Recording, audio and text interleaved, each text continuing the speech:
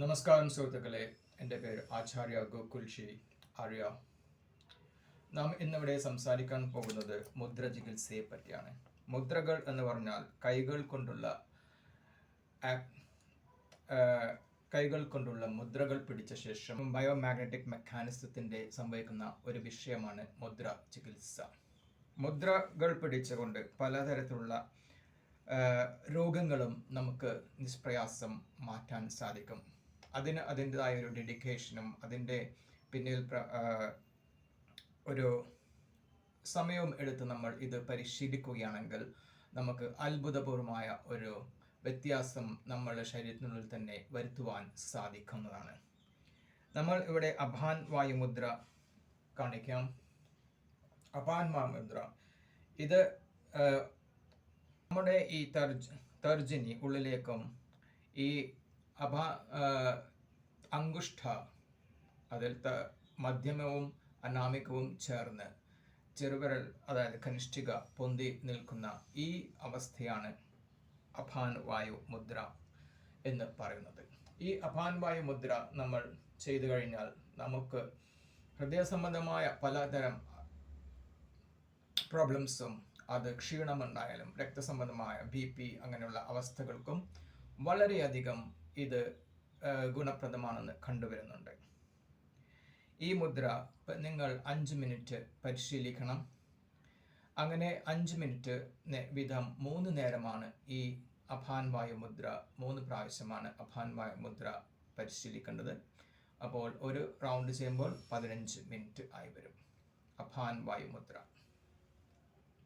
വളരെ സാവധാനം കൈകൾ താഴ്ത്തി അങ്കുഷ്ഠ, തർജിനി, മധ്യമ, കനിഷ്ഠിക.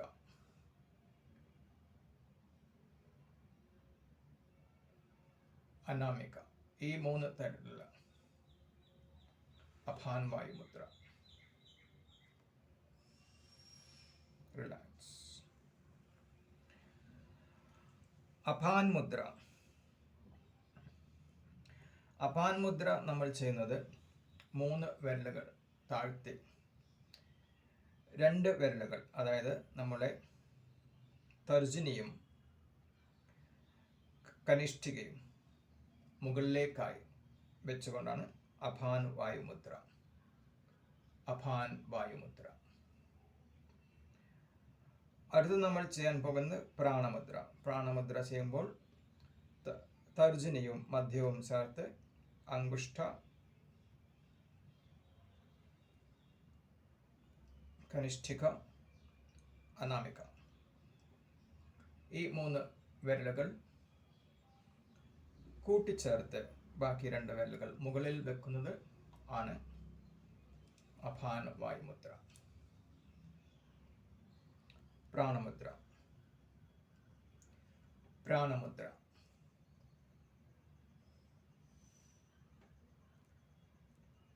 ഉദാനമുദ്ര.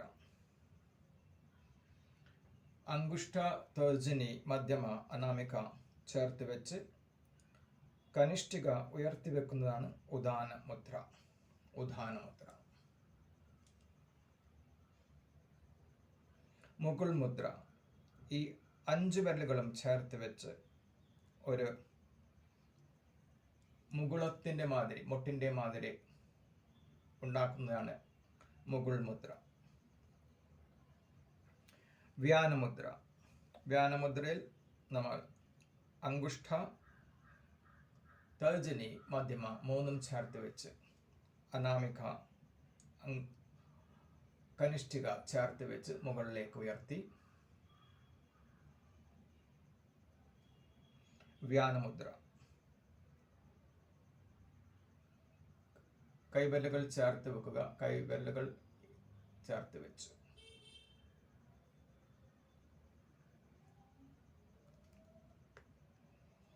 ജ്ഞാനമുദ്ര. അങ്കുഷ്ഠ, തർജിനി ഇവ രണ്ടും ചേർത്ത് വെക്കുക. ബാക്കി 3 വിരലുകളും മുകളിലേക്ക്. മധ്യമ, അനാമിക, കനിഷ്ഠിക മുകളിലേക്ക്. ജ്ഞാനമുദ്ര.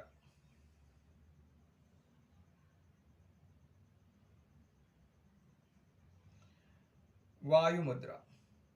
അങ്കുഷ്ഠ തർജിനി.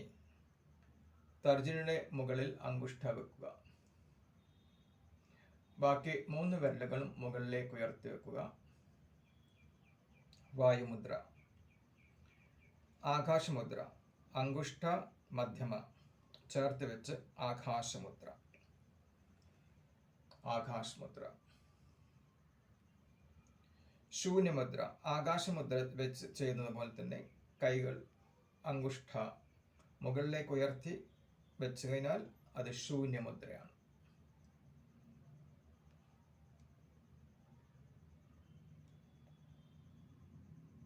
ശൂന്യമുദ്ര.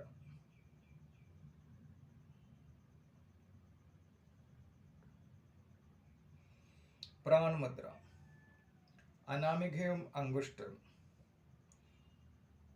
പൃഥ്വിമുദ്ര. പൃഥ്വിമുദ്ര. അനാമികയും അങ്കുഷ്ഠവും ചേർത്ത് വെച്ചാൽ പൃഥ്വിമുദ്ര. സൂര്യമുദ്ര. അതേ മുദ്രയിൽ മുകളിലേക്ക് കൈവച്ചാൽ സൂര്യമുദ്ര.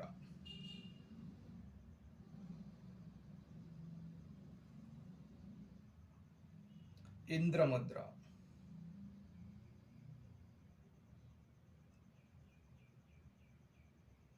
വരുണമുദ്ര. വരുണമുദ്ര നമ്മുടെ കനിഷ്ഠികയുടെ മുകളിലേക്ക് അങ്കുഷ്ഠ വെച്ചു കഴിഞ്ഞാൽ അത് വരുണമുദ്രയായിത്തീരുന്നു. ഇനി നമ്മൾ ചെയ്യാൻ പോകുന്നത് സന്ധിമുദ്ര. സന്ധിമുദ്ര ചെയ്യുമ്പോൾ വലത്തെ കൈ അങ്കുഷ്ഠവും തമ്മിൽ വളരെ സാവധാനം ചേർത്ത് പിടിക്കുക.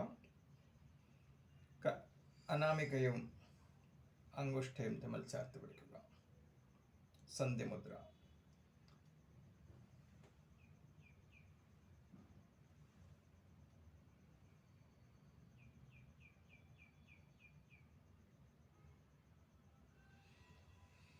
നമസ്കാരം സുഹൃത്തുക്കളെ, മുദ്രകളെ പറ്റി ആണ് ഇപ്പോൾ പറഞ്ഞത്.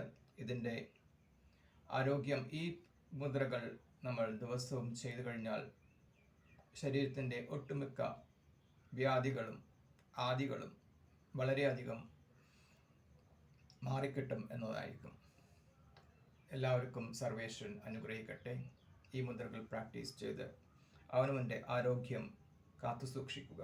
ആരോഗ്യം ആണ് ഏറ്റവും അധികം പ്രധാനവും അത് ഏറ്റവും വിലമതിക്കാനാകാത്ത സമ്പത്തുമാണ്.